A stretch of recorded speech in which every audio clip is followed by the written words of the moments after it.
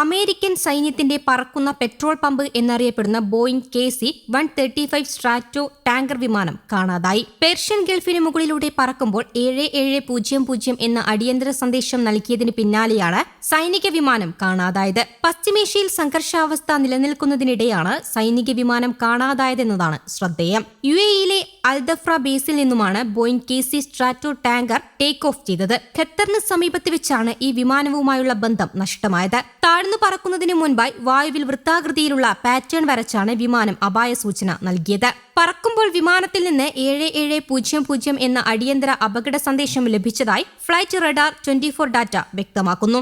സാധാരണയായി വിമാനത്തിനുള്ളിൽ ഗുരുതരമായ സാങ്കേതിക തകരാറുകളോ മറ്റോ സംഭവിക്കുമ്പോഴാണ് പൈലറ്റുമാർ ഇത്തരമൊരു സന്ദേശം അയക്കുന്നത്. ഖത്തറിന് മുകളിൽ എത്തിയപ്പോഴാണ് വിമാനത്തിൽ നിന്നുള്ള സിഗ്നലുകൾ പൂർണ്ണമായും നഷ്ടപ്പെട്ടത്. ലഭ്യമായ ട്രാക്കിംഗ് വിവരങ്ങൾ പ്രകാരം സിഗ്നൽ നഷ്ടമാകുന്നതിന് മുൻപായി വിമാനം ആകാശത്ത് വട്ടമിട്ട് പറക്കുകയും പിന്നീട് താഴേക്ക് ഇറങ്ങാൻ ശ്രമിക്കുകയും ചെയ്തിട്ടുണ്ട്. എന്നാൽ വിമാനം സുരക്ഷിതമായി ലാൻഡ് ചെയ്തോ അതോ തകർന്നു വീണോ എന്ന കാര്യത്തിൽ ഇതുവരെയും ഔദ്യോഗിക സ്ഥിരീകരണം വന്നിട്ടില്ല.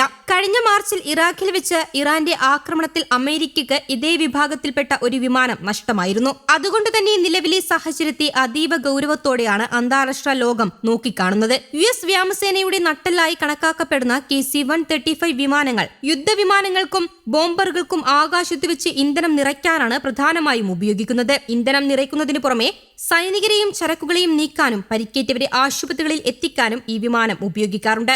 സംഭവത്തെക്കുറിച്ച് അമേരിക്കൻ സൈന്യം ഇതുവരെയും ഔദ്യോഗിക പ്രതികരണം നൽകിയിട്ടില്ല. ഇറാനിയൻ വാർത്താ ഏജൻസികൾ ഈ വിവരം റിപ്പോർട്ട് ചെയ്തിട്ടുണ്ടെങ്കിലും ഈ സംഭവത്തിൽ തങ്ങൾക്ക് പങ്കുണ്ടെന്ന് ഇറാൻ സൂചന നൽകിയിട്ടില്ല.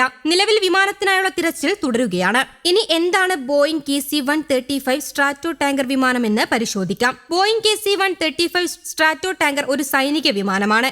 ചിറകുകൾക്ക് താഴെ ഘടിപ്പിച്ച 4 ടെർബോ ഫാൻ എഞ്ചിനുകളാണ് ഇതിന് ശക്തി പകരുന്നത്. പ്രധാനമായും ആകാശത്ത് വെച്ച് മറ്റ് വിമാനങ്ങൾക്ക് ഇന്ധനം നിറക്കാൻ ഉപയോഗിക്കുന്നു. ഇന്ധനം നിറക്കുന്ന സംവിധാനത്തിന് മുകളിലായി ഒരു കാർഗോ ഡെക്ക് ഉള്ളതിനാൽ യാത്രക്കാരെയും ഉപകരണങ്ങളെയും ഒരേപോലെ വഹിക്കാൻ ഈ വിമാനത്തിന് സാധിക്കും.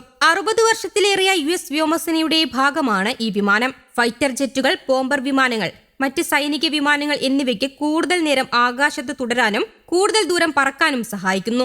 US നേവി, മറൈൻ കോർപ്സ്, സഖ്യകക്ഷികളുടെ വിമാനങ്ങൾ എന്നിവയ്ക്കും പിന്തുണ നൽകുന്നു. KC-135 വിമാനം ബോയിങ്ങിന്റെ 36780 ഡിസൈനെ അടിസ്ഥാനമാക്കിയാണ് നിർമ്മിച്ചിരിക്കുന്നത്. KC-135 വിമാനത്തിന് യാത്രക്കാരെയും ചരക്കുകളെയും വഹിക്കാനും കഴിയും. കൂടാതെ എയ്റോ മെഡിക്കൽ ഒഴിപ്പിക്കൽ ദൗത്യങ്ങളെ പിന്തുണയ്ക്കാനും പ്രത്യേക മെഡിക്കൽ പാലറ്റുകൾ ഉപയോഗിച്ച് രോഗികളായവരെയും പരിക്കേറ്റവരെയും കൊണ്ടുപോകാനും സാധിക്കും.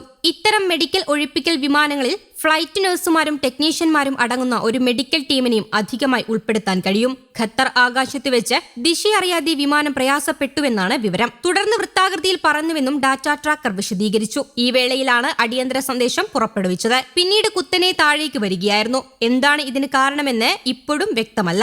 സംഭവത്തിൽ ഇറാൻ സൈന്യത്തിന് പങ്കുണ്ടോ എന്ന് പറയാറായിട്ടില്ല. ഇറാന്റെ മാധ്യമങ്ങൾ വാർത്ത റിപ്പോർട്ട് ചെയ്തെങ്കിലും മറ്റു കാര്യങ്ങളൊന്നും പറഞ്ഞിട്ടില്ല. ഇത് ചെയ്തത് തങ്ങളാണ് എന്ന് ഇറാഖിലെ സായുധ സംഘങ്ങൾ പിന്നീട് സ്ഥിരീകരിച്ചു. എന്നാൽ പുതിയ സംഭവത്തിൽ അമേരിക്കയും സംശയത്തിലാണ്. എന്താണ് സംഭവിച്ചത് എന്ന് സ്ഥിരീകരിക്കാൻ അമേരിക്കക്കോ ഗൾഫിലെ മറ്റു രാജ്യങ്ങൾക്കോ കഴിഞ്ഞിട്ടില്ല. News desk, Kerala Kaumudi.